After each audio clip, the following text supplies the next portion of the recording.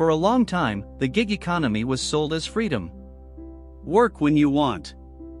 Choose your hours. Be your own boss. It was framed as an escape from traditional jobs, From fixed schedules. From office politics. From rigid hierarchies. and for a while, it worked. Millions of people signed up. They drove.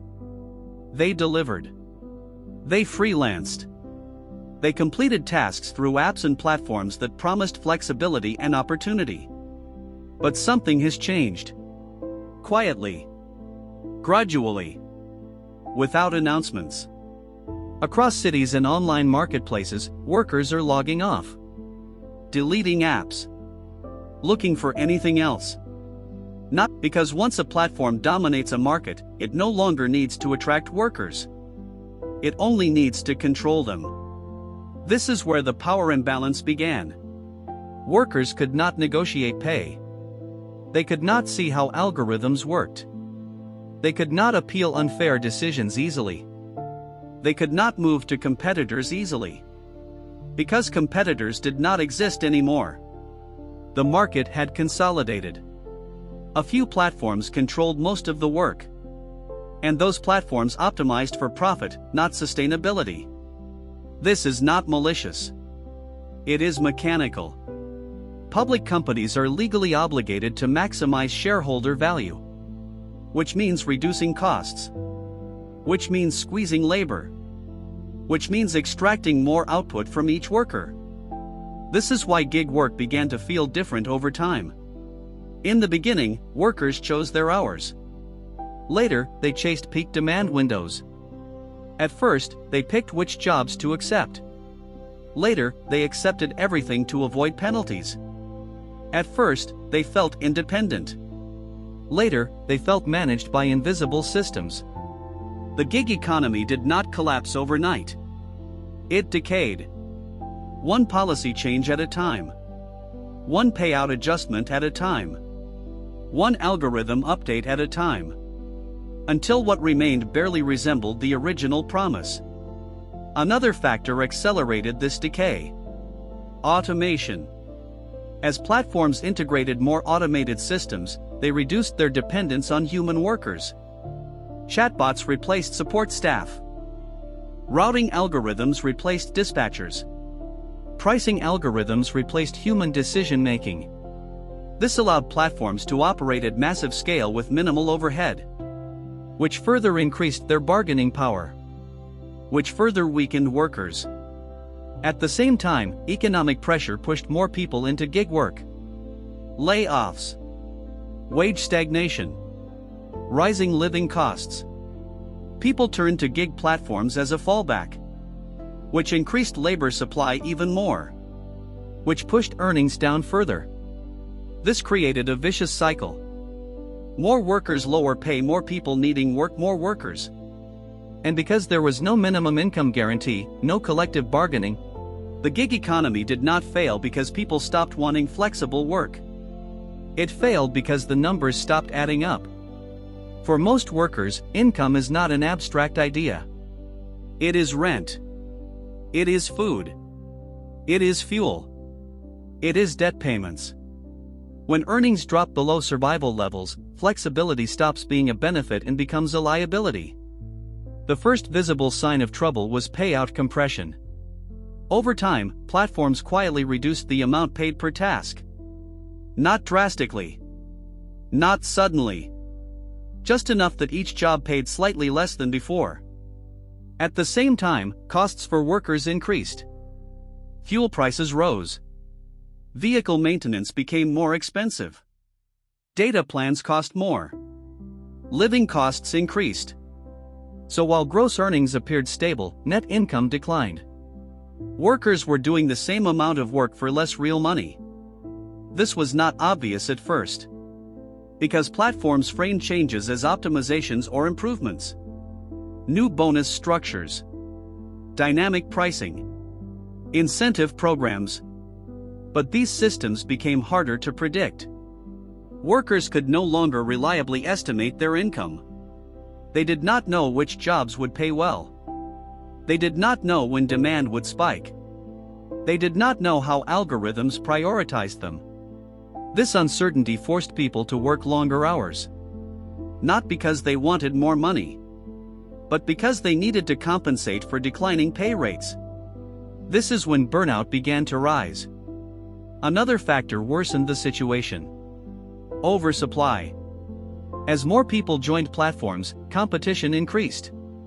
A job that once went to one worker was now visible to dozens. People started racing each other for tasks, refreshing apps constantly, accepting jobs instantly, driving longer distances for the same pay. This created a downward pressure on wages. Because when supply exceeds demand, prices fall. And in the gig economy, labor is the price. Platforms had no incentive to limit worker signups. More workers meant faster response times, lower labor costs, more bargaining power over individuals. So they kept recruiting, even when there was not enough work to go around. This created a silent surplus of labor, a pool of people competing for shrinking income. Another shift came from algorithmic control. At first, workers had autonomy. They chose when to work. They chose which jobs to accept. They controlled their schedules. Over time, algorithms began to manage behavior. Workers who declined jobs were penalized. Workers who logged off too often were deprioritized. Workers who did not meet performance metrics were shadow banned. This turned flexibility into obligation. People felt forced to stay online, forced to accept bad jobs, forced to chase demand windows. Because if they did not, they lost visibility, which meant fewer jobs, which meant less income. This created a psychological pressure loop. Anxiety increased. Sleep schedules broke down. Work-life boundaries disappeared. And because there was no human manager, there was no one to appeal to. Everything was automated, which made the system feel inescapable. Another issue was fee extraction. Platforms gradually increased their commissions. They took a larger share of each transaction. Not dramatically, incrementally, but over time, this compounded. Workers kept more of their revenue in the early days. Later, platforms captured more of it. This shifted value away from labor and toward capital, which is a classic pattern in economic consolidation. The final blow came from automation. As platforms introduced more automated systems, they reduced their reliance on human workers. Automated customer support reduced the need for service staff. Automated routing reduced inefficiencies. Automated pricing maximized profit margins. This made platforms more efficient. But it also made workers more replaceable. When a system can instantly reassign jobs to someone else, individual workers lose leverage. They become interchangeable. And interchangeable workers cannot negotiate. This combination of falling pay, rising costs, oversupply, algorithmic control, fee extraction, and automation created a perfect storm. The gig economy did not collapse because of one factor. It collapsed because all of them converged at once.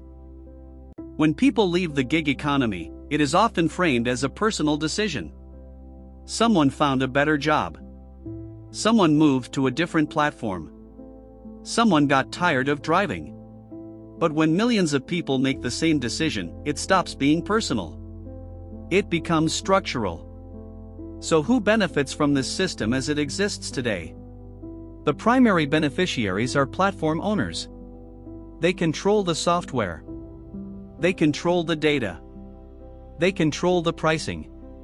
They capture a percentage of every transaction, which means their revenue scales automatically. As long as any work happens on their platform, they profit. They also benefit from labor oversupply. Because when there are more workers than jobs, they can lower payouts without losing service quality. Someone will always accept the job. This gives platforms enormous bargaining power. Another beneficiary is investors. As platforms increase efficiency and reduce labor costs, profit margins improve. This makes their stock prices more attractive, which attracts more capital, which funds further automation, which strengthens their market position. This creates a self-reinforcing loop. More automation, lower labor costs, higher profits, higher valuations, more investment, more automation. On the other side are workers. They absorb most of the downside. They bear the costs of equipment. They absorb income volatility. They handle customer complaints. They face algorithmic penalties. And when earnings fall, they have no safety net. No minimum wage guarantee. No unemployment insurance. No health benefits. No paid leave. They are entrepreneurs in name, but employees in reality, except without employee protections. Another group affected is consumers. At first, they benefit. Lower prices, faster service, more convenience. But as platforms consolidate and competition disappears, this benefit erodes. Prices rise. Service quality declines. Customer support worsens. Because monopolies have no incentive to improve. They only have an incentive to extract. This is the same pattern seen in other industries. Media, retail, transportation. The initial phase is generous. The mature phase is exploitative. The final phase is stagnant. The gig economy is moving from the first phase into the second. And workers are the first to feel it. There is also a broader economic impact. As gig work becomes less viable, more people fall into financial precarity. They take on debt. They delay major life decisions. They reduce spending, which slows the broader economy, which reduces demand for services, which creates a negative feedback loop. This is how a labor crisis becomes an economic crisis. Another consequence is social trust erosion. When people feel exploited by invisible systems, they lose faith in institutions. They become cynical. They disengage. They become politically volatile. This creates instability beyond the labor market. None of this is accidental. It is the logical outcome of a system optimized for efficiency rather than resilience. When an economic model stops working for the people inside it, one of three things usually happens. It collapses, it reforms, or it evolves into something else. The gig economy is approaching that crossroads. Collapse would mean mass abandonment. Platforms losing workers faster than they can replace them. Service quality declining. Consumer trust eroding, which would force platforms to raise pay or reduce commissions. But collapse is slow, because desperation keeps people working even when it no longer makes sense. Reform would require external pressure, regulation, collective action, legal reclassification of workers. These forces could rebalance power, but they face resistance. Because platforms are wealthy, because they have political influence, because they can move faster than regulators. Evolution is the most likely path. The gig economy may not disappear. It may transform into a more automated system.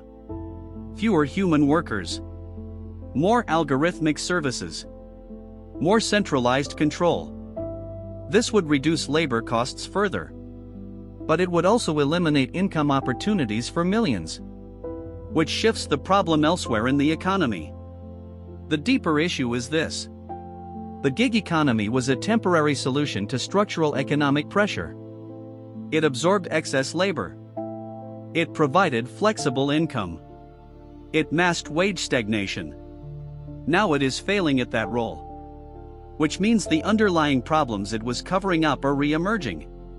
Rising living costs, job insecurity,